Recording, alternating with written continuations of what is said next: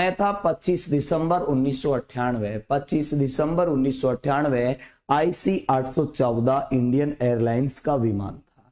Indian airlines का ये विमान 176 यात्रियों की सहित, जिसमें क्रू मेंबर भी शामिल थे, ये काठमांडू से उड़ान भरता है दिल्ली के लिए।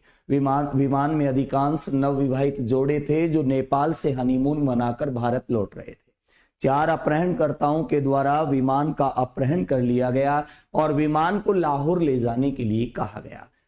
विमान के पायलट बहुत ही विवेकशील व्यक्ति थे, बहुत ही समझदारी उन्होंने दिखाई और कोई ऐसा अंदर उन्होंने स्विच ऑन किया जिससे भारतीय एयरपोर्ट अथॉरिटी को यह पता चला कि विमान का अपहरण हो चुका है।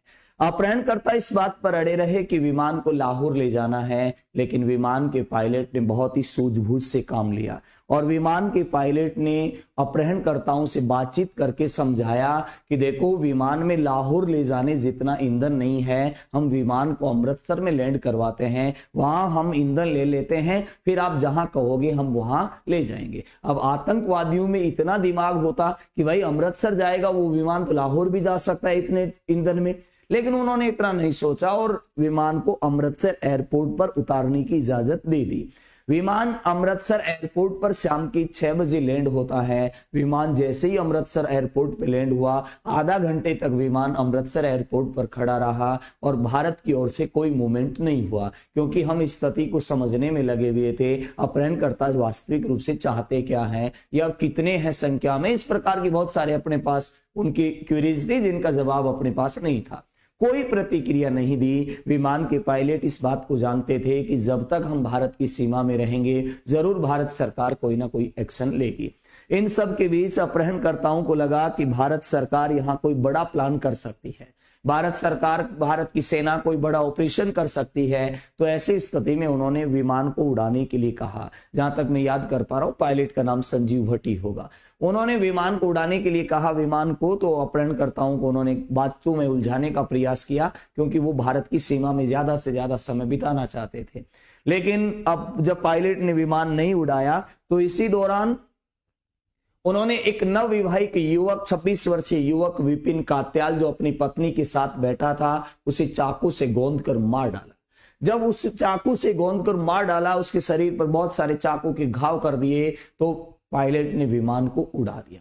विमान अंधेरी मंजिल की ओर लाहौर एयरपोर्ट की ओर पहुंचा। लाहौर एयरपोर्ट, तब तक पूरी दुनिया की नजरें विमान पर हो गई है, पूरी दुनिया का मीडिया कवर कर रहा था। तो इसी दौरान विमान लाहौर एयरपोर्ट पर मंडराने लगा, तो लाहौर एयरपोर्ट अथॉरिटी ने वहां के दिशा सूचक यंत्र बंद कर दिए, लाइटें बंद कर दी। तो इन सब के बीच विमान में ईंधन भी खत्म होने वाला था, तो अब विमान कहां उतरे। संजीव भट्ट ने भी सोच लिया कि विमान जैसे भी हो अब तो लैंड करवाना ही होगा। उन्होंने विमान को लाहौर हाईवे पर लैंड करवाने का फैसला किया। विमान लाहौर हाईवे पर मंडराने लगा। पाकिस्तान सरकार ने यहां थोड़ी सी मानवता का परिचय दिया, क्योंकि लैंडिंग तो क्रैशिंग होनी थी, स्वाभाविक सी बात है, क्योंकि लाहौर हाईवे पे विमान उतारना इतना संभव नहीं था। पाकिस्तान के पास ठीक से आज तक राशन नहीं है, तो 1998 में सड़क कहां से होगी, ऐसा हाईवे थोड़ी होगा। वहां नितिन गडकरी जैसा मंत्री थोड़ी है, वहां के मंत्री तो आपको पता ही है कैसे हैं। यहाँ तो नितिन गडकरी है भाई साहब, यहाँ तो आप हाईवे के ऊपर आराम से लैंड भी करवा सकते हैं विमान को। लाहौर एयरपोर्ट की दिशा सूचक यंत्र बंद हुए तो विमान को हाईवे पर उतारने का फैसला किया कि मरता क्या नहीं करता, आखिरी रास्ता यही था, क्या पता बच ही जाए।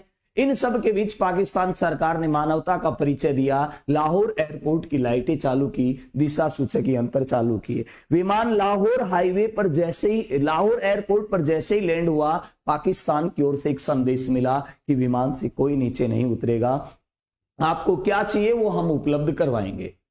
अपहरणकर्ताओं ने कहा हमें ईंधन चाहिए। विमान पर पाकिस्तान एयरपोर्ट अथॉरिटी ने ईंधन की परमिशन दे दी, ईंधन डाल दिया गया और संदेश दिया कि आप जल्दी से जल्दी पाकिस्तान की सीमा को छोड़ दीजिएगा। अपहरणकर्ता वहां से विमान को लेकर फिर अपनी अंधेरी मंजिल की ओर चले जाते हैं। सुबह के 4 बजे तक आते आते विमान में फिर ईंधन खत्म है। विमान दक्षिण पूर्वी एशिया में ही मंडरा रहा था और विमान में ईंधन भी खत्म हो गया सुबह के 4 बजे तक।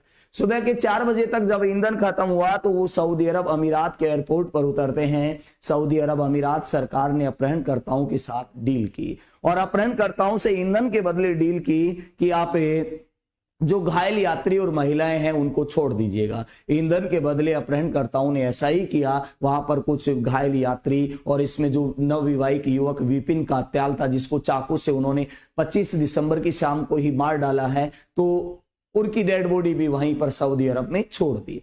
इसके बाद विमान है ये वापस उड़ता है और आता है कंधार। अब आप कहोगे साहब इतना पापड़ बेलने की क्या जरूरत थी, सीधा कंधार चले जाते। अब इन ये अपहरणकर्ताओं की सोच आतंकवादियों जैसी है, तो इनके पास एयरपोर्ट भी ऐसे ही थे।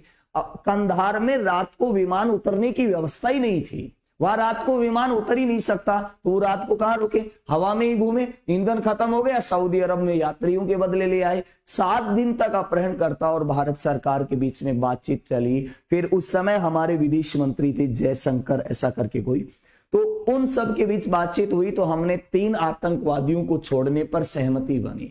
3 आतंकवादियों में एक प्रमुख आतंकवादी था मौलाना मसूद अजहर।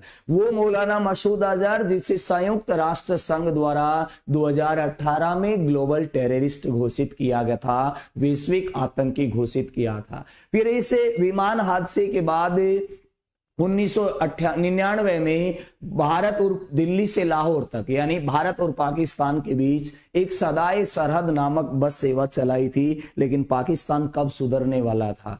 फिर भी 1999 का कारगिल संघर्ष हुआ, ठीक है, और कारगिल संघर्ष में भारत के उस समय के यशस्वी प्रधानमंत्री अटल बिहारी वाजपेयी ने नारा दिया था, जय जवान जय किसान जय विज्ञान का नारा किसने दिया, अटल बिहारी वाजपेयी ने। दोस्तों इससे पहले जब